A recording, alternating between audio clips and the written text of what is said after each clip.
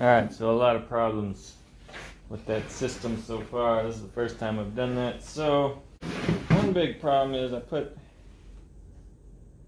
these on in the wrong place. They're not far enough over into the circle area. I wasn't thinking hard enough about that. The other thing is that I think I maxed out the distance on my router. It won't go any deeper than that, and it just barely was thinking about going through, but it didn't. And otherwise, I don't know. It's just like everything else, it doesn't go according to plan. It's not very efficient either. It takes a while. I'll tinker with it and figure something out. Okay, so this one might not end up being any good to give to anybody or to have anybody else have, but it might still continue to be my guinea pig. I was able to cut the rest of it just by extending the router bed just a little bit. It was almost there, and then I sanded up the edges. So I'll keep going with my ideas for this and maybe just keep it as a guinea pig.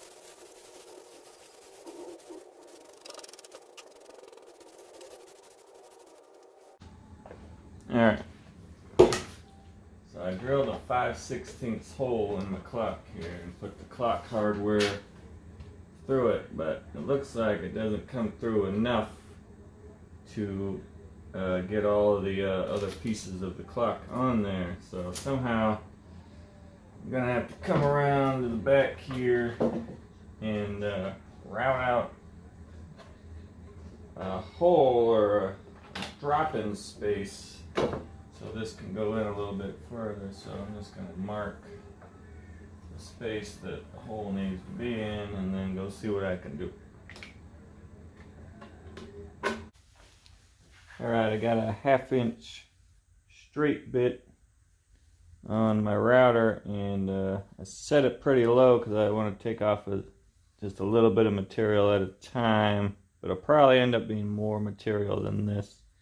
That's what I'm going to start with, and I forgot my battery.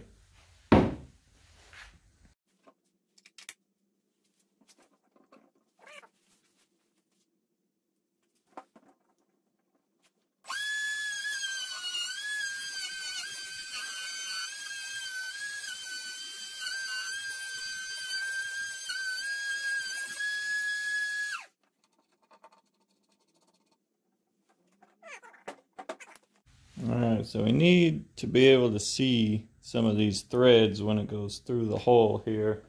And so far I don't see any threads. So we will adjust the router a little bit deeper.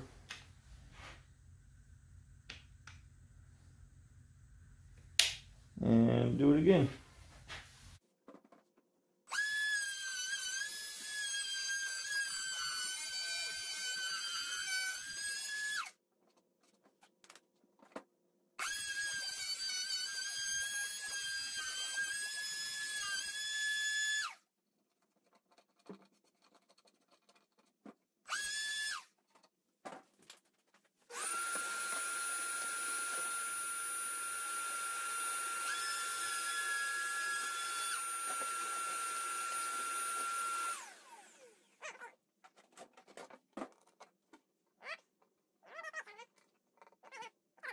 Alright, so I think I got enough material. Let's see. Here's the doohickey.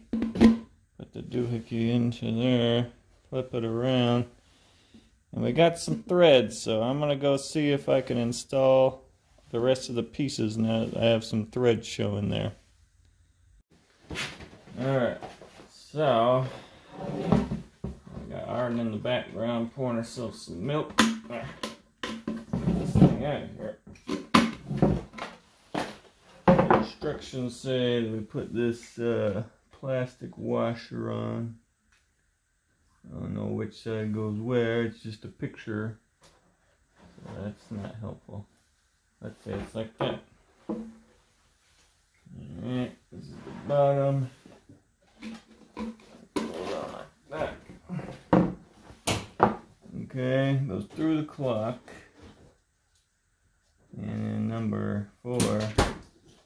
Oh yeah, number 4. We got all these pieces and they all have numbers.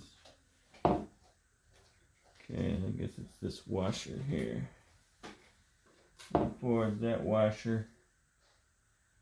Number 5 is this little nut that just gets the threads. That's good.